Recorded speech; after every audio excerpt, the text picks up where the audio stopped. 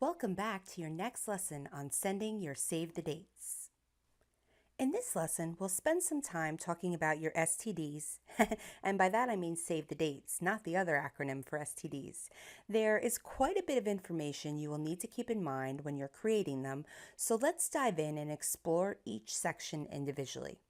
We'll go over why you should send one, when to send it, who to send them to, what should be included on it, sending electronic save the dates. Do they need to match your stationery?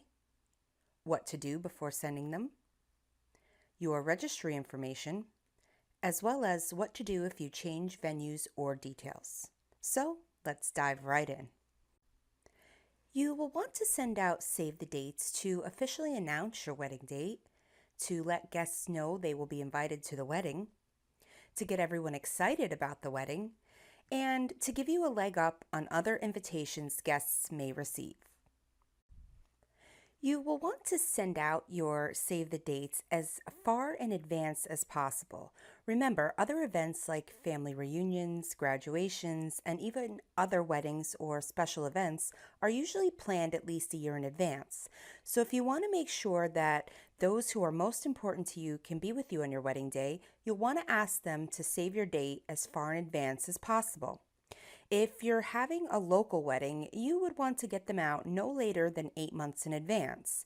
And should you choose to have a destination wedding, you'll want to send out your save the dates at least 10 months in advance. So who should you send them to? You will want to send your save the dates to everyone on your A list, or if your parents are also inviting guests, to their people as well. It's important to remember that if you send a save the date, you'll be obligated to send an invitation. So if you're unsure about inviting anyone on your B or C list, wait to send them a save the date. And again, your save the date is something you will not want to post on any of your social media platforms. That is, unless you plan on inviting every single one of them. Remember why you're sending them. You're asking your family and friends to reserve that date and not make any other plans in order to witness your marriage. You will want to be sure to include the following information on your save the dates: both of your names as well as your last names if you are not including a picture on the save the date, because how many John and Amy's do you know? How will your guests know specifically who is getting married without your last names or a photograph?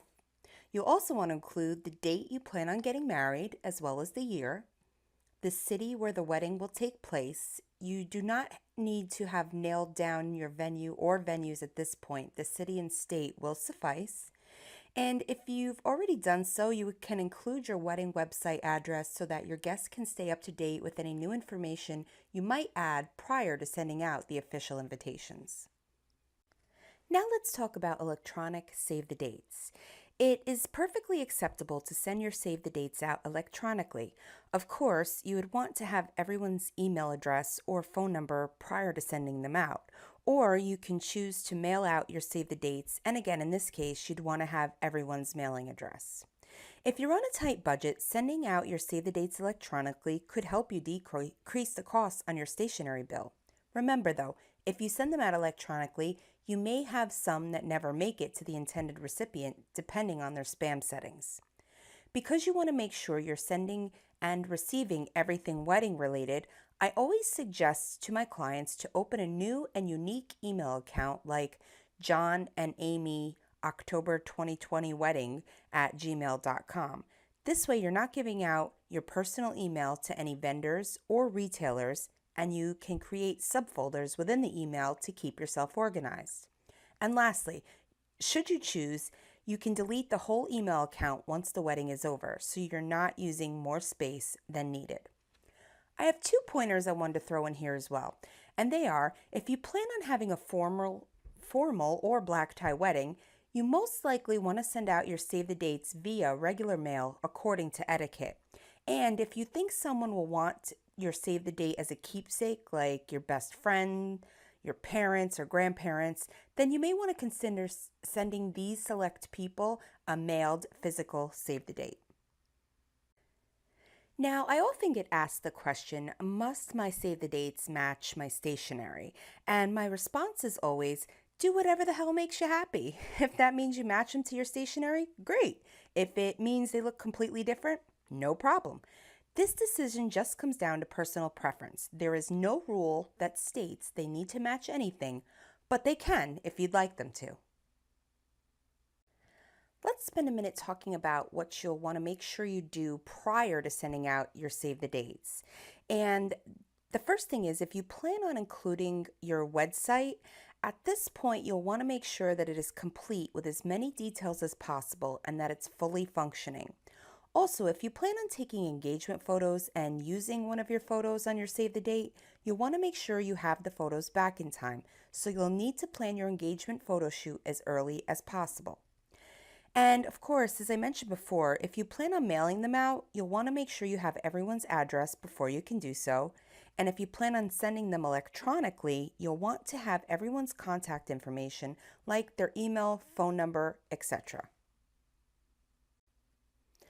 Okay, I hope I've drilled this into your subconscious by this point, but in case you need to hear it again, you do not put your gift registry information on your save the date. You're not inviting these guests for a gift, so now is not the time to put that information out there. You can, however, add your wedding website, and that can contain the registry itself. What to do if something changes. Now, hopefully this will not happen to you, but if for some reason you need to change any of the details on your save the dates after you've already sent them out, don't stress. Here's a couple of ways you can let your guests know about any changes. First, if you can, sign your contract with your venue before you send them out. This way you know what the city and state, then that won't change, and that your date is available at the venue you would like to get married at, and that's all locked in. Second, you can use your wedding website to relay these changes to your guests, which is why you should consider having one. Third, you can pick up the phone and inform your invited guests about any changes. Or lastly, you can reprint them and mail out new save the date cards. Stuff happens. Venues close, your budget gets constrained, you change your mind since you sent the save the dates and decide to have a destination wedding. No matter the situation, you have a few options for informing your guests about any changes to the wedding prior to sending out the formal invites. That is the main reason we try to collect as much information from each guest as possible from the time we begin planning. What's trending in Save the Dates? There are three major trends happening in the Save the Date arena. The first being refrigerator magnets. This way people can keep your information in a secure place and be reminded easily when they open or close the refrigerator. The second being Save the Date stickers. These are absolutely adorable, and the planning Nazi that I am would love to have these for my appointment book. And the hottest trend is right now is photo strips, the kind you create yourself on a beach boardwalk, just this time with funny faces and the wedding date. In each of the four pictures, you hold up a sign, we're getting married, save the date, with the date, be there, you get the idea. So, this concludes our lesson. I hope you've learned a little bit more about your save the dates, and I'll see you in the next one.